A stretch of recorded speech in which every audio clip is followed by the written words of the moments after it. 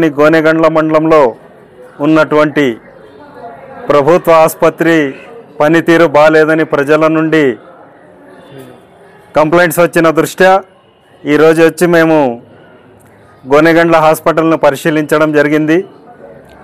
ఇక్కడ డాక్టర్లు చెప్పే విషయం ఏమంటే ఈ గోనెగండ్ల హాస్పిటల్ 30 పడకల హాస్పిటల్ 50 మంది సిబ్బంది ఉండాలనేది ఇక్కడ ఉన్నటువంటి ఒక రూలు.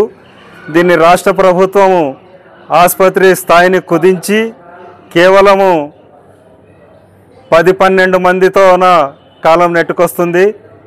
ఇక్కడ ప్రభుత్వము ఒకవేళ మందులు పంపించినా సిబ్బందికి వైద్య సేవలు అందించేటటువంటి సిబ్బంది లేనందువల్ల ప్రజలు చాలా ఇబ్బంది పడుతూ ఉన్నారు. ఒకే ఒక డాక్టర్తో ఇక్కడ ఆసుపత్రి నిర్వహణ జరుగుతూ ఉంది. 10 ఎకరాల విస్తీర్ణంలో హాస్పిటల్ ఉన్నప్పటికీ ఇక్కడంతా చెత్త చెదారము, పాము